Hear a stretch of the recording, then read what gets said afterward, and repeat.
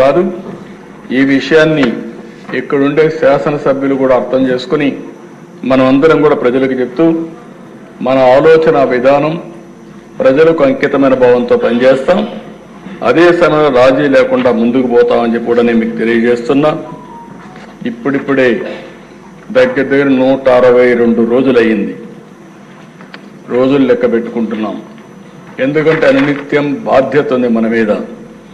ఇది మీరు చూసినప్పుడు చాలా డిపార్ట్మెంట్లు గాడి తప్పిన డిపార్ట్మెంట్లన్నీ ఘాట్లో పెట్టే పరిస్థితికి వచ్చాం. దగ్గర లెక్కలు కూడా చెప్పాను. ఇంకా బయట ఇష్టానుసారంగా ప్రచారం చేసే పరిస్థితికి వచ్చారు. సాక్ష్యాధారాలతో సహా 10 లక్షల కోట్ల రూపాయలు అప్పులు కానీ, గాడి తప్పిన వ్యవస్థలు, అస్తవ్యస్తంగా ఉన్న ప్రభుత్వ శాఖలు, పెండింగ్ బిల్లు, అనేక సవాళ్లు విసిరిన మనకుండే అనుభవంతో వీలైనంతవరకు సరి చేసుకుంటూ వచ్చాం. నేను ఒకే విషయం ఈ సభ ద్వారా ప్రజలందరికీ హామీ ఇస్తున్నా. మీ నమ్మకాన్ని వమ్ము కానీయం. 5 నెలల్లో అనేక అడుగులు వేశాం. ప్రజలు ఒక నమ్మకాన్ని క్రియేట్ చేశాం. సంతృప్తి, సంతోషం, భద్రత కల్పించే విధానాల కోసం నాంది పలికాం. మళ్ళీ హామీ ఇస్తున్నా. ఎన్డీఏ విధానం సంక్షేమం, అభివృద్ధి, సుపరిపాలన ఈ 3 ద్వారా ఆంధ్రప్రదేశ్ రాష్ట్ర ప్రజలకు భరోసా ఇచ్చే విధంగా ఈ పరిపాలన కొనసాగిస్తామని చెప్పి కూడా నేను మీకు తెలియజేస్తున్నాను. మా ఆలోచన ఒకటే, పేదవాళ్ళ ఆదాయం పెరగాలి, ఖర్చులు తగ్గాలి, వాళ్ళ జీవన ప్రమాణాలు మెరుగుపరచాలనేదే ధ్యేయంగా పనిచేస్తున్నామని చెప్పి కూడా నేను మీకు తెలియజేస్తున్నాను. అందుకనే ఎన్నికల్లో కొన్ని హామీలు ఇచ్చాం. ఆ హామీలు కూడా అనిత్యం సమీక్షలు చేసుకుంటున్నాం. అటు సూపర్ 6 కానీ, ఎన్నికల మేనిఫెస్టో కానీ ఇవన్నీ గుర్తుపెట్టుకొని ముందుకు పోతున్నాం. ఈ సందర్భంగా అధ్యక్ష, ఒక్క విషయం నేను ఈ సభ ద్వారా ప్రజలందరికీ తెలియజేయాలనుకుంటున్నాను.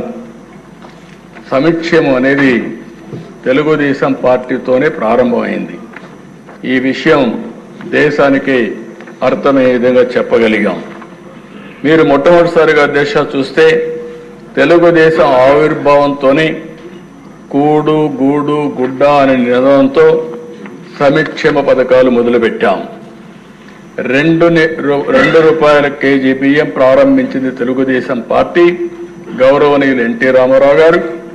అది ఈరోజు ఫుడ్ సెక్యూరిటీగా దేశం మొత్తం అమలైందంటే అది తెలుగుదేశం పార్టీ చూపించిన చొరవ, ఒక స్ఫూర్తి అని చెప్పి కూడా నేను మీకు తెలియజేస్తున్నా. పేదవాళ్లకు పింఛన్ ఇవ్వాలి, వీళ్ళకి ఇబ్బందులు ఉన్నాయని 30 రూపాయల పింఛన్తో ప్రారంభించింది తెలుగుదేశం పార్టీ. అది ఈరోజు ఈ రాష్ట్రంలో 4,000 రూపాయలు పింఛన్ ఇచ్చే పరిస్థితికి వచ్చాం.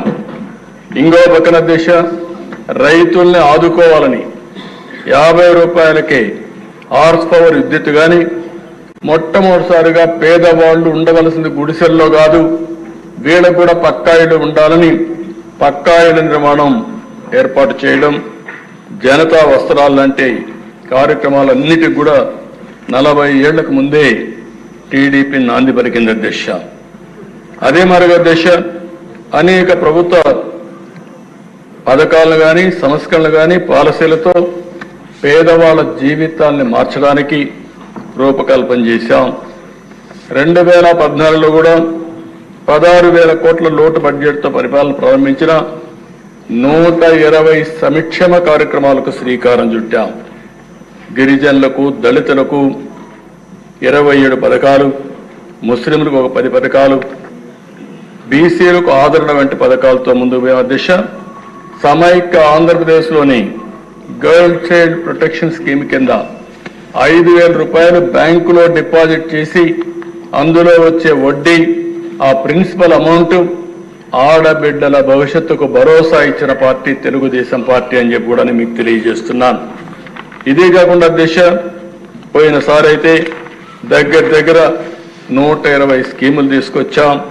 ఎన్టీఆర్ బేబీ కిట్ కానీ, తల్లి బిడ్డ ఎక్స్ప్రెస్ కానీ, అనేక సంక్షేమాలు, బీమా 5 లక్షల రూపాయలు బీమా ఇవ్వడం, మట్టి ఖర్చులకు 10,000 రూపాయలు ఇవ్వడం, కడాన ఎవరైనా చనిపోతే గౌరవప్రదంగా వీడ్కోలు ఇవ్వాలని మహాప్రస్థానం పెట్టి డెడ్ బాడీని కూడా శ్మశాన వరకు తీసుకుపోయి గౌరవంగా అంత్యక్రియలు చేపించేదానికి శ్రీకారం చుట్టాం అధ్యక్ష. ఇప్పుడు అధ్యక్ష ఇక్కడికి వచ్చినప్పుడు మనం ఆలోచిస్తే ఈ ప్రభుత్వం వస్తానే మొదటి డెసిషన్ ఏదైతే పింఛన్లు 4 వేలకు పెంచాం